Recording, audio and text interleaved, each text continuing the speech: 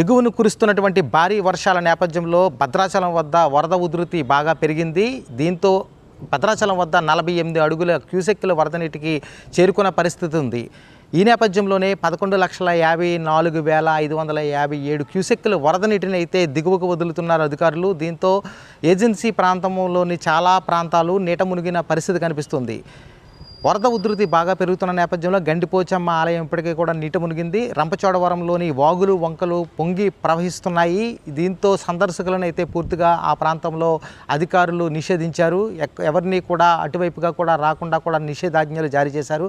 మరోపక్క వరద ఉధృతి భారీగా పెరుగుతుండడంతో పాపికొండల యొక్క బోటు యాత్రను కూడా తాత్కాలికంగా అధికారులు నిలిపివేశారు. సూపర్ ఎలినినో ప్రభావంతో మొన్నటి వరకు కూడా తీవ్ర వర్షాభావ పరిస్థితులు ఎదుర్కొన్న నేపథ్యం కనిపిస్తుంది. దీంతో వరద ఉధృతి ఇన్ఫ్లో బాగా తగ్గింది. అయితే ఎగువను కురుస్తున్నటువంటి భారీ వర్షాల నేపథ్యంలోనే ఇప్పటికే భద్రాచలం వద్ద రెండవ ప్రమాద హెచ్చరిక కొనసాగుతుంది. 53 అడుగుల స్థాయికి గనక నీటి మట్టం పెరిగితే అక్కడ మూడవ ప్రమాద హెచ్చరిక జారీ చేసే అవకాశాలు కూడా కనిపిస్తున్నాయి.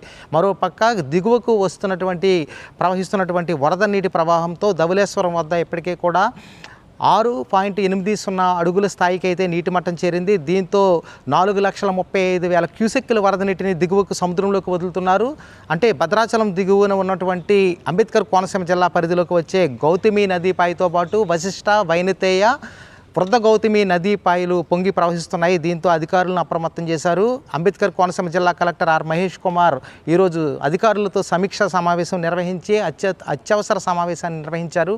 అధికారులను అప్రమత్తం చేయడంతో పాటు వరద ఉధృతి మరో 2 రోజుల్లో పెరిగే అవకాశాలు ఉన్నాయి కాబట్టి అంబేద్కర్ కోనసీమ జిల్లా వ్యాప్తంగా వరద అంటే నదీ పరివాహక ప్రాంత ప్రజలు అంటే లంక ప్రాంత ప్రజలను అప్రమత్తం చేయాలి. అంతేకాకుండా వరదను సమర్థవంతంగా ఎదుర్కొనేందుకు అన్ని విధాల సన్నద్ధంగా ఉండాలని కూడా కలెక్టర్ సూచించిన నేపథ్యం కనిపిస్తుంది.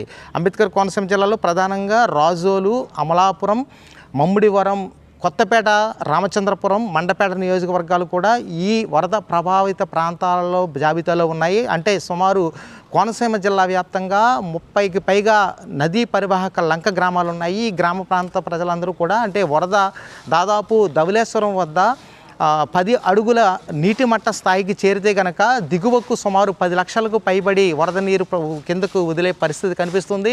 అంటే రాబోయే 2 రోజుల్లో ఇది 12 లక్షల క్యూసెక్కుల వరద నీటి స్థాయికి కనుక దిగువకు వదిలే అవకాశం ఏర్పడితే ఈ అంబేద్కర్ కోనసీమ జిల్లాలో ఉన్నటువంటి లంక గ్రామాలు నీట మునిగే అవకాశాలు ఉన్నాయి. కాబట్టి ముందస్తుగానే అధికారులు ఈ హెచ్చరికలు జారీ చేశారు. మరోపక్క ఈ సూపర్ ఎలినినో ప్రభావంతో మొన్నటి వరకు కూడా గోదావరి అంటే ధవళేశ్వరం గోదావరికి భారీగా వరద నీరు రాని పరిస్థితి కనిపించింది. అత్యంత తక్కువ ఇన్ఫ్లో ఉండడంతో సాగునీరుకి కూడా నీరందించలేని పరిస్థితిని ఎదుర్కొంటున్నామని కూడా జలవనరుల శాఖ అధికారులు చెప్పారు. ఈ నేపథ్యంలోనే అడ్జస్ట్ చేస్తూ కూడా ఖరీఫ్ పంటకు నీటిని విడుదల చేయడం, సరైన స్థాయిలో నీరు కాలువల వెంట రాకపోవడంతో ఖరీఫ్ పంటను వేసుకున్నటువంటి రైతులు కూడా నీటి ఎద్దడిని అయితే ఎప్పుడూ మునిపెన్నడూ లేని విధమైన పరిస్థితులను ఎదుర్కొన్నారు. ఈ నేపథ్యంలోనే రైతులు కూడా ఆందోళన పట్టి పరిస్థితుంది.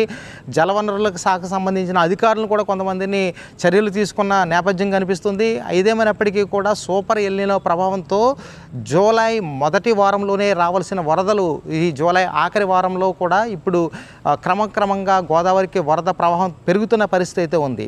అయితే ఎగువన మాత్రం భారీగా కొన్ని రోజులుగా కురుస్తున్న వర్షాలైతే నేపథ్యమే ఇప్పుడు గోదావరికి భారీగా వరద పెరుగుతుందని చెప్తున్నారు. అంటే ఇదే స్థాయి కనుక కొనసాగితే కనుక భద్రాచలం వద్ద 3వ ప్రమాద హెచ్చరిక జారీ చేస్తే అంటే దిగువన ఉన్నటువంటి ధవళేశ్వరం వద్ద ఇది 10 అడుగులకు పైబడిన నీటి మట్టం స్థాయికి చేరుకునే అవకాశాలు ఉన్నాయని అధికారులు చెప్తున్నారు. అయితే దిగువకు 10 లక్షలకు పైబడి నీటిని అయితే వదిలే అవకాశాలు ఉన్నాయని చెప్తున్నారు. దీంతో చాలా లంక ప్రాంతాలు నీట మునిగే అవకాశాలు ఉన్నాయి. ఇప్పటికే కూడా పీగన్నవరం అంటే ఈ వరద ప్రవాహానికే పీగన్నవరం నియోజకవర్గ పరిధి, పీగన్నవరం మండల పరిధిలోకి వచ్చే గంటి పెదపూడి గ్రామానికి వెళ్ళే తాత్కాలిక గట్టు అయితే గండిపడింది. దీంతో పీగన్నవరం మండల పరిధిలోకి వచ్చే గంటి పెదపూడి, బూరిగిలంక, అరిగిలవారిపేటతో పాటు మరో గ్రామానికి రాకపోకలు స్తంభించాయి. దీంతో అక్కడ అధికారులు అయితే నాటు పడవలను ఏర్పాటు చేసి మర పడవలను కూడా ఏర్పాటు చేశారు. అక్కడ రాకపోకలు యథాతథంగా సాగేందుకైతే అధికారులు ప్రయత్నం చేస్తున్నారు. దీంతో కొంతవరకు కూడా ఈరోజు ఎప్పుడైతే గండి పడిందో ఆ ప్రాంతంలో కూడా పూర్తిగా అధికారులు నిషేధాజ్ఞలు జారీ చేశారు. అయితే ఆ ప్రాంతం దాదాపు 4 గ్రామాలకు పైబడిన గ్రామ ప్రజలు ఆ ప్రాంతంలో ఉంటారు కనుక ఖచ్చితంగా మరపడవలను ఏర్పాటు చేయాలనే ఉద్దేశంతో ఈ రోజు నుంచి అంటే శుక్రవారం నుంచి మరపడవలను అయితే తిప్పుతున్న పరిస్థితి కనిపిస్తుంది. మరోపక్క గౌతమి నది ప్రవహించేటటువంటి ముక్తేశ్వరం కోటిపల్లి రేవునైతే తాత్కాలికంగా అధికారులు మూసివేశారు. ఇక్కడ వరద ఉధృతి ఎక్కువ ఉండడం వలన ఈ పంటి రాకపోకలను అయితే తాత్కాలికంగా నిలిపివేశామని కూడా చెప్పిన నేపథ్యం కనిపిస్తుంది. మరోపక్క నరసాపురం రేవు అంటే వశిష్ఠ నదిపై కూడా పొంగి ప్రవహిస్తుంది.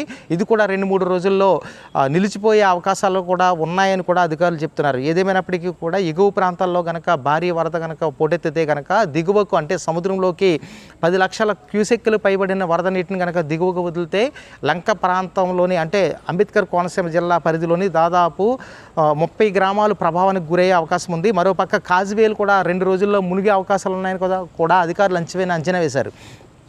అయినవెల్లి మండల పరిధిలోకి వచ్చే తొగరపాయి కాజ్వే కానీ పశ్చిమ గోదావరి జిల్లా పీగన్నవరం మండలాలను కలిపేటటువంటి కనకాయలంక కాజ్వే కానీ ఇటు ఆధ్యాత్మిక క్షేత్రమైనటువంటి అప్పనపల్లి కాజ్వే కానీ ఇది అంటే 10 లక్షల క్యూసెక్కులు వరద నీరు కనుక దిగువకు అంటే సముద్రంలోకి కనుక వస్తే కనుక ఈ 3 కాజ్వేలు నీట మునిగితే కనుక ఈ గ్రామాలకు కూడా రాకపోకలు స్తంభించే అవకాశం లేకపోలేదని చెప్తున్నారు. ఇది తాజా పరిస్థితి.